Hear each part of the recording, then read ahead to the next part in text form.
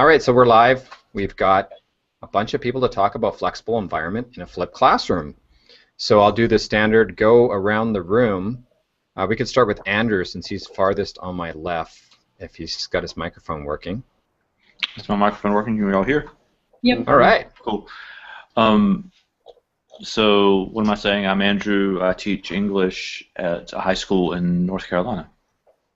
Great. And Andrew's the co-moderator of the weekly Flip Class chat, which is Monday evenings at 5 p.m. Pacific time, if I got that right. Yeah. Excellent. Excellent. Andrew jumped in at the last second. So let's go over to Brian, who actually created the original Flip Class chat, if I'm right. Yeah. I'm Brian. I am a high school science teacher again, and I'm also on the board of the Flip Learning Network. Cool. Excellent. And Jennifer's there. Yeah, hi. Tell us about you. What do you do, and why are you here? I'm Jen, and I teach science, chemistry, and AP chemistry in Colorado Springs.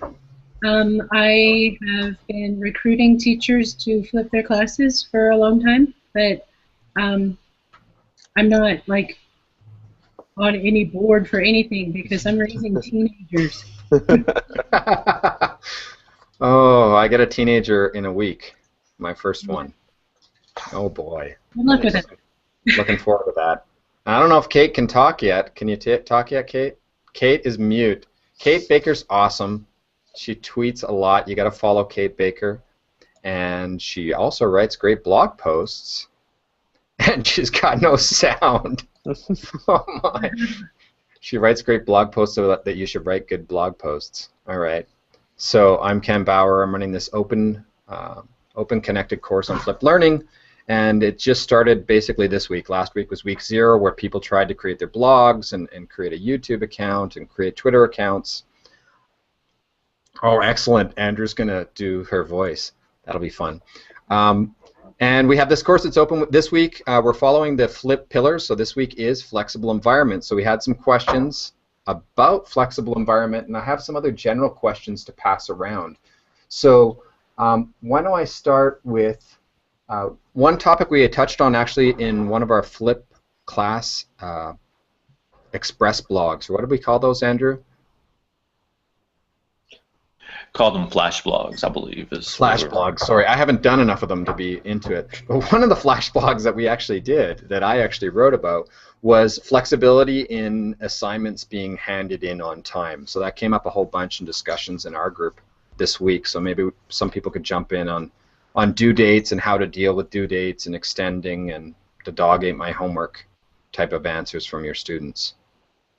Who wants to jump in first on that? I'm going to say Kate, but no. What do you think? What does Jen say?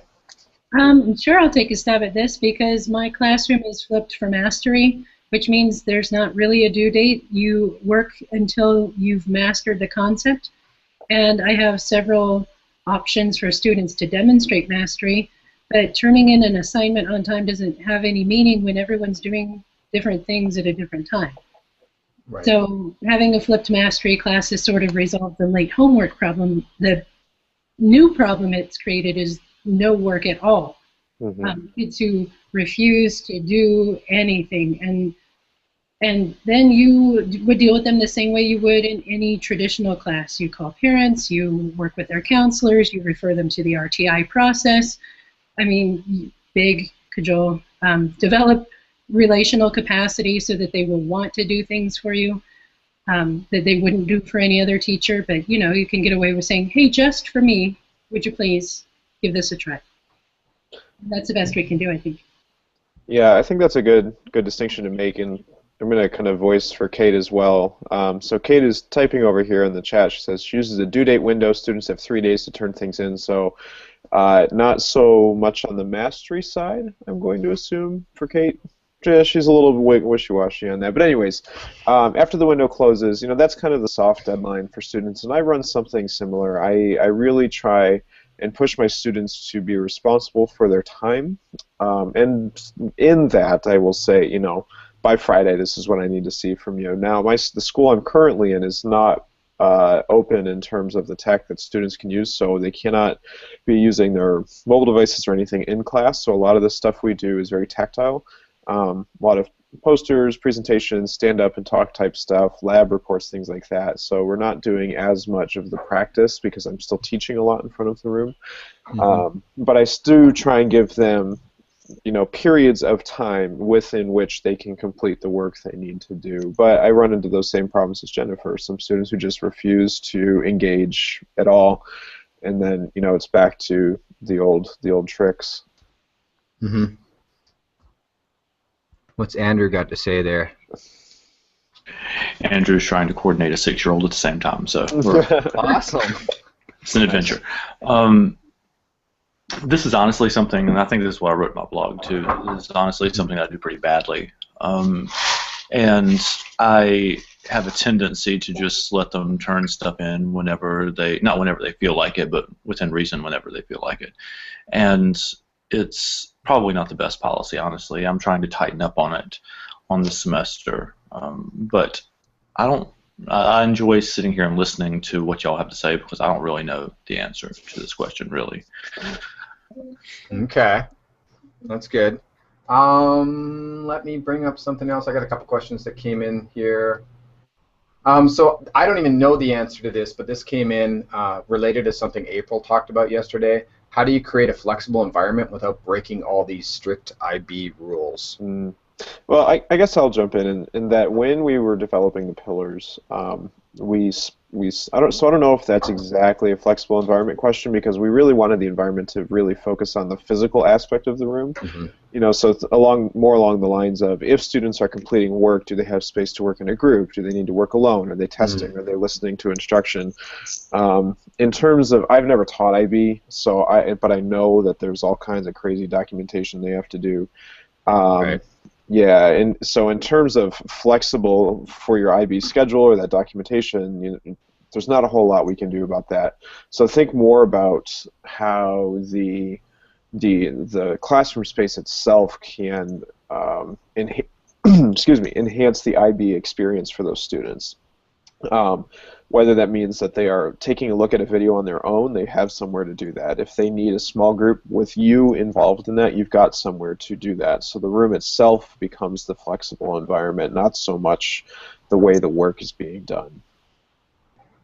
That's interesting because I didn't understand that to mean a flexible physical space. I understood it more to mean what I guess April was talking about. So that's cool to know the background of that. Yeah, and it was hard to kind of delineate between the two. So the learning culture, I think, is more what that question is geared towards, but the language we used for it may not have been super clear. I think they definitely lend to each other. Having flexible space to develop a culture of learning, whatever that looks like. They're not isolated from each other. But you can definitely play on the strengths of the one, moving your room around if you cannot quite get into the culture of learning that you want. Cool. Jen has something to add there that I think is important so other people can listen to this either live or recorded.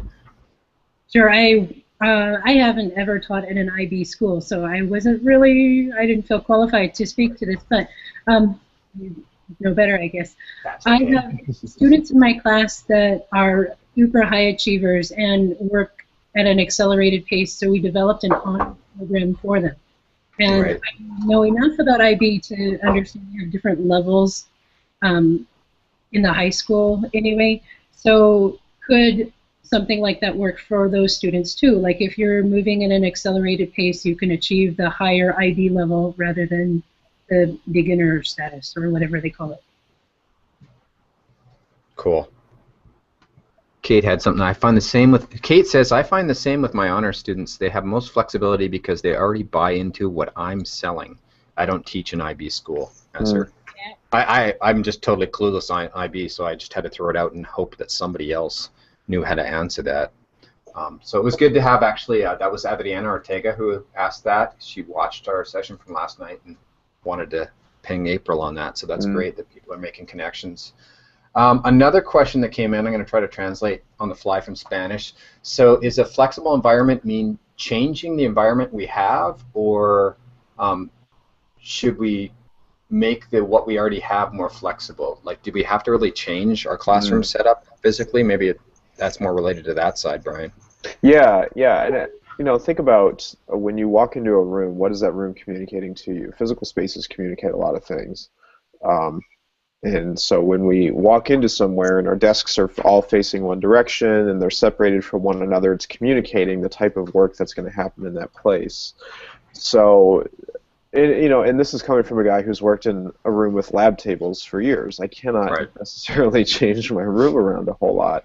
So you do need to be creative, but the room itself does communicate something. So what is that something you want it to say to your students? Right. Yeah, I wanted to mention as well, we talked a little bit about this last week when we had Kate and Troy Cochran on last week, because Flipped Learning podcast number 115 was about classroom design with Aaron Klein. So people that are interested in classroom design might want to take a look at, or take a listen or look at that podcast. Kate Baker's trying to join back in. We'll see if we got voice from Kate. Are you there, Kate? Maybe. Oh. Yay! That's awesome. So, Kate, tell us who you are and what you do. Since Kate Baker, 9th and 12th grade English teacher in New Jersey. Flipping for 4 years, I guess, 3-4 years, but I feel like I've always flipped because I've just always done things differently. Right. I think that comes up a lot with people that are asking us questions. Let's see. Who else wants to add something else that they have on flexible environment? I thought it was really interesting, and Andrew pointed out that I always think about flexible environment being the whole environment of timing and everything else, and I think that might be where some people are taking my bias from how I talked about it to them this week, and I like that view that Brian brought on that. Does anyone else want to add ideas on flexible environment? Like what I just typed in there too. This past week I teach AP Lang, which is a class primarily about argumentation, and we actually use that as an argumentation exercise because they're having trouble understanding the everything is an argument deal. So we talked a lot about, and I had them actually like look at my classroom and pretend they had just walked in there on the first day and didn't know anything about me, had no preconceived notions, hadn't talked to previous students, which is obviously not true, but hadn't done that, and to see if they could draw conclusions about what kind of class it was and what kind of person their teacher was just based on the physical space in the room. And I actually just rearranged it a little bit a couple days ago. So it'll be interesting to see how they handle that when we're off of snow day stuff. But yeah, I mean they're tables. We sit in circles. Both group circles and like larger class circles, and there's lots of bookshelves and stuff. Like looks kind of English teachery. That's surprising, but so it was interesting to hear what they had to say about that. Very cool. Very cool. Did you have something to add now that you can talk more, Kate, about flexible environment? Well, I also look at it too with not just the physical environment being able to change, but also the virtual and online environment. Like, I use Edmodo, with my students, but at the same time, I try to build in as much choice for them, that they can go exploring with, other tech tools or just how much they want to communicate in the group. And then, I'm just very flexible with how we use Edmodo and how we use some of the other tech tools. So I think that's also important, too, to consider not just your physical classroom, but then the online. And we've been using also Google Classroom too, so I've kind of bounced back and forth and have just, embraced that whole notion of living in beta, trying different things out and just being very flexible in that regard. I think that's really interesting too because I have so many different modes of interaction. You brought up the point about how you interact, whether it's online through the LMS or Twitter or Facebook groups or all sorts of modes, and I find one question might be how much is too much to overload them with too many communication mediums. I'm finding that the teachers I'm working with now they can't handle my delineated way of teaching professional development, and I'm just going at them from so many directions. But I do have students that are definitely on different scales of Asperger's, and I have one student who will not look me in the face in classroom, but he is super active on the online forums and just saying great things. So the flexibility in the way I let him communicate with the group really, really helps him and helped me understand him. There's a full conference in Germany. Introverted students too. Like, it doesn't have to be Asperger's or some of that, but if you're just introverted and you don't like to speak up physically in class, you can do so online. Right. It gives them a way to participate and engage that's less terrifying than speaking out with ridicule from their peers. Right, and I think it has a lot to different with different levels. There's a lot of teachers with a classic pushback this week of, oh, but my high school students, they're not mature enough to do this, and it's fine in university. We can't, you know, the special snowflake syndrome. I can't do my groups because I'm special, and it's easier to flip everything else.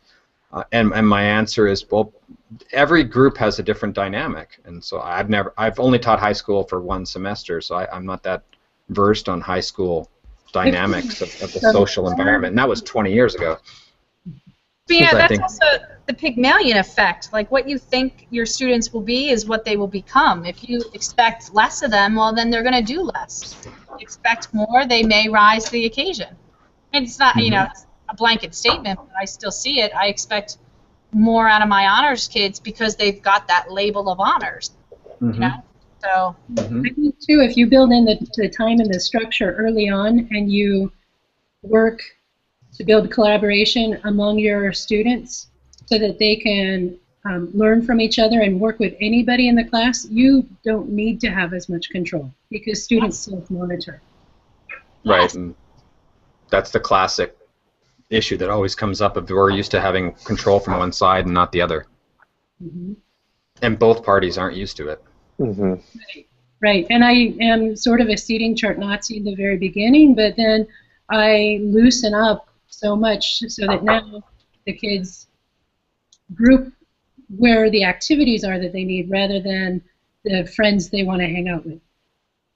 Right, and I find that I'm trying to push my students to not always sit with each other, especially because I teach programming, and I'm a big believer in agile development and pair programming, where you work in pairs, you think better, and you learn how people do it. There are different styles of programming, so I'm trying to push my students around, even though I'm very lax on where they sit. I really want to try to encourage them to work with each other. It's important for me. Anything else to add to flexible, or else I'm going to throw in a couple of questions that are not necessarily flexible environment related. Flexible also applies to what to learn and how to show that they've learned it, not just the physical space. Going to mastery. Right. Student choice and Genius Hour has been amazing to help accomplish that. Right. I keep asking for poems to show their mastery of some topics, but I'm not getting many. Have you seen the Stanford poetry, like programming and poetry contest? No. Man. Oh man, I'm gonna look it up right now. I'm Googling now, Brad. Thanks. That's don't you have other questions you should be asking, Mr. Moderator? Yes, I should be. So the other questions that came up, that was the standard questions. If there's not much coming in for flexible environment, is the classic: should you just flip the first, one small session, or should you jump all in on your classes? That just keeps coming up because these are all people that haven't generally flipped at all before. We already know Kate's answer. She gave us that answer last week. But what is your opinions on how to flip? I went all in, man. I found it, went to the conference, and then started. And I kind of figured out mastery as I went, and it's a lot of work. I can't stress that enough. I think if you've got the time and the energy to put it in, because you're learning how to, you're taking your first steps in teaching again. It was my first year, my second year. And now I'm back in the classroom again, and I'm doing my first year again. But now you have a child. Yeah, and now I've got a kid and a dog and all that. So it's the workload is really what'll break it for you. So if you're going to go all in, just really understand that it's going to be a lot of work up front for you. But as you get your chops, just like anything else, it'll start to speed up a little bit. I don't know, Jennifer, you and I did something kind of the same thing. Yeah, I went all in because I had a couple teachers out on maternity leave, and in a team of three, having two teachers gone, I felt like we just were not accomplishing what we needed to. So, in the middle of the year, I said, "Here's what's happening," because I could boss the subs around, you know. Mm-hmm. We did it, and it was marvelous. And the students in my class appreciated it, but students in other teachers' classes appreciated it too because they knew they were getting the same quality of instruction as they would from me being the lecturer in their classes. Mm-hmm. So that was a nice thing to do with a team of people. And then in the next year, when those other teachers came back on board, we just worked together to flip every unit and develop the assessments. But I don't ease my way in. I think some people need to, perhaps. That's just not my style. And I want to allow for the freedom, though, for any teacher to flip their class the way that suits them or to incorporate certain elements of their flip. But it's going to look different for everybody. Just like when I give students options, I want to give teachers options and respect their level of professionalism as well. Mm-hmm. Mm-hmm. I think it's kind of fascinating, honestly, that, I mean, everybody sitting here, Yeah. I've heard lots of people give advice like do a little bit at a time and do one lesson, do one thing, and that's something I know John says, Berkman says all the time. And it is kind of interesting that all the people sitting here and a lot of the ones that I know are people who just said, okay, we're going to do this thing and we're going to do it all right now, and it's just, and I think that's kind of the personality, I guess, of the people that are sitting here. So it's fascinating to hear the juxtaposition there, like we're giving the advice, or I've heard the advice lots and lots and lots of different times that you should just do a little bit at a time, and all the people who are doing it all at the time. Yeah. I think it's hard though because the little bit at a time one, you know, it's good to get your feet wet, but because you have to totally change the way you think about teaching, it's hard to flip back and forth into this new thing, and then we're going to go back to exactly what we were doing before. And then we're going to do the new one again, you know, doing that alternating every other unit. I really think that diving in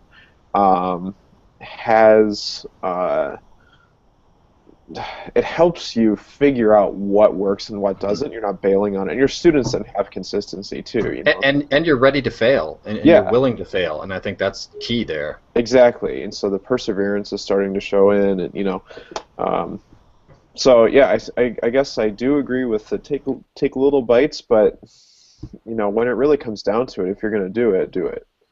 Well, I think it's about how do you get started. Mm-hmm. So when I started flipping, like officially flip, I flipped mid-year, and I started with my Odyssey unit. And to think about how do I start flipping? Well, if I start with one unit, and once I'm like, okay, I figured this out, then it was like, okay, it was easy to just keep going. But I think it might be hard for people to say, like, oh, well, I'm going to flip my class. That just feels maybe too big. But then once you start and you have an idea to how to get going, you just continue with it. So yeah, now I'm all in now, but how I started to think about to flip had to be small chunk. I couldn't go with how am I going to flip my entire school year because it was too much. I needed to start small and then just build and continue from there. Cool. And maybe thinking of it the other way, like Brian really mentioned, that it's going to be a lot of work. And then, so I've gotten pushbacks even on evaluations that students are thinking this is more work for me and not just for the teacher. And how do we deal with that time management of the student's time, or false expectations that it's going to be more work even though it's not? What do you think about that? When they say it's more work, it's really like I can't hide of not doing the work. Really what it is. Yeah. They complain because it's like, oh, you got me. You see I'm actually doing work and I'm actually learning. You know, I think they'll complain about anything we do. Just complaining. Yeah, I had a kid, well, his mom sent me an email that we cannot possibly keep working at this pace because to get an A in your class means we spend so much time doing chemistry that other classes have fallen to the wayside. And I just answered back and I said, I know it's a bit of a shock. You don't have to work for an A if the A level means that other things fall to Right. the wayside. Mm. However, it's the first homework your kid's ever done for my class, and I'm just thrilled that it's being done at all. Yeah, very much so. That's awesome. Yeah. And I think it's related to the way I'm doing PD with this, where I'm just throwing out a whole bunch. I try to say, read and or watch this, and then there's a whole bunch of other things you could do. And people get overloaded thinking they have to do every single thing, or it's like their first exposure to Twitter, and they think they have to read every single thing that goes by in their timeline. And they're not used to this concept of picking and choosing what works for them. Yeah, that's a really good thing to put out there, especially when we're talking about diving all in. You know, you really do need to be critical, and this will come up in the fourth pillar when you talk. Well, not sorry, fourth one. In the second one. Sorry, I can't spell anymore. Third one, intentional content, whatever that one is. Intentional content, yes. That's the I. You know, it is being critical of what gets flipped and what. I guess not even flipped, but you know, as you're designing your unit, when you're thinking about your students doing much more, because you are not teaching, you're really much more aware of the kinds of things that work well in this environment and the kinds of things that don't. And that usually happens when you assign a video and your students get dumber because of the video you assign them, because it doesn't work well. And you realize you have to start to branch out a little bit more. So it's not necessarily you know, diving into everything and turning everything on its head and making all these videos and doing stuff, but it's diving in and being aware of what you can do differently. Excellent. I like that. I like that. Kate, time's almost up. You want to do something wrap before? I know you're going to have to kick out at 4:45. Yeah. What do you want to know? What do we got left? That was pretty well it for questions. Any other advice you want to throw people on? You know, how to be more flexible with their students.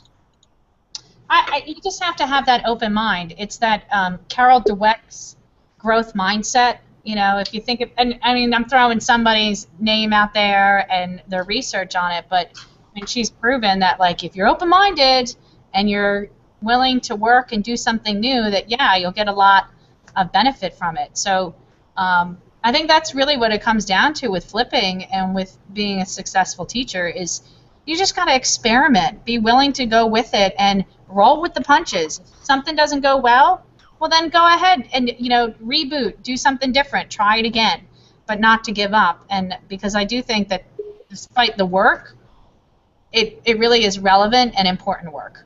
This is what we do works, and it doesn't feel like work once you're in it. And the evidence is behind you with that excellent wanted poster. Yeah. Oh, yeah, that's my daughter. You know, she came to school one day, you know, bring your kids to work day, is wanted for being best teacher in the world. Pay $7,000. Please call Abigail. Baker. Awesome. Nice. Yeah. Awesome. Thanks, Kate. Then I'll let you jump out whenever you want to jump out. Thanks, guys. So, See y'all soon. Last words of advice for today. Maybe we'll go through again through Andrew before I wrap it up. Any other advice on flexibility or? I just echo what Kate said, honestly, that you have to be willing to try things, and you have to be willing to say just as readily, okay, that didn't work, I'm not going to do it that way again. But you also have to have the same kind of mindset that you had when you first started teaching, that everything you try to start with is not going to work the first time, or with this group of students. I mean, it doesn't mean necessarily the pedagogy or what you're doing is flawed necessarily. It could just mean that it's the wrong students or the wrong time of day or the wrong. I mean, there's thousands of different iterations, and I guess the flexible part for me is about me being flexible. Really, I guess that's the takeaway for me. Great, thanks. And Brian? Yeah, I think I want to piggyback off of Andrew's, but kind of give a different skew in that you may not something may go wrong, but it might not be because of the pedagogy. But other times it might be because of the pedagogy. You know, so don't feel like everything you're doing is horrible. There's going to be a lot of trial and error. but because you are being flexible and your students see you doing this, and it's different than what they're used to for teaching, they're much more gracious about it. So be willing to be critical about the work that you do, but don't let it get you down. Awesome. Great advice. And Jan? Yeah, I think being reflective as you go through the process is important, to understand and keep track in writing of this is what's working, this is what I want to change, this is what I want to do better, because this is now like year 5 of having flipped my classes, and I realized again, I opened up Equilibrium folder and there's no podcasts done for that. I'm like, oh man, I kept saying I'm going to do that next year and forgetting to do it. So guess what I'm doing this week? Excellent. Thanks. Excellent. Now, if you put it in writing, maybe that helps you to remember, here's how I'm adjusting this, and put a deadline to that goal so that things get done more efficiently, and share what you're doing. Ask advice from other teachers, even if they're not flipping teachers, because everyone you come across can make a difference. I had shared a home with a kindergarten teacher, and so many wonderful things I learned about classroom management came from a lady who manages 5-year-olds. Like, she's got to keep everything going all at once, and talk to everyone that you respect, that you've run into, about, hey, you're doing great things, what can I emulate? Like in business, it's finding the best practices so that you can be the best too. Great. I love that. And definitely reach out to other people and join the Flip class chat on Monday, or don't and follow it later. Or just dip your toes and talk to other people. So people know about my point of view, because I talk too much to them in this course. So I'll wrap up with a thing Andrew wrote in chat, saying sometimes you do things that just don't work, and that's cool. Just do other things, and I love that. That's a good way to wrap it up. Just get over it, move on, and do something else. So I'd like to thank Kate, who's already gone, and Andrew and Brian and Jen for joining us today. We do this every Wednesday evening about 8 p.m. my time, Guadalajara, so that's 6 p.m. Pacific, 9 p.m. Eastern, and this time minus half an hour every Thursday afternoon for the next 7 weeks or so. And thanks again for coming on, and we'd love to have you back anytime you want to come. Fine. All right, we'll wrap it up then. I'll stop the broadcast button. We can do the back channel chat.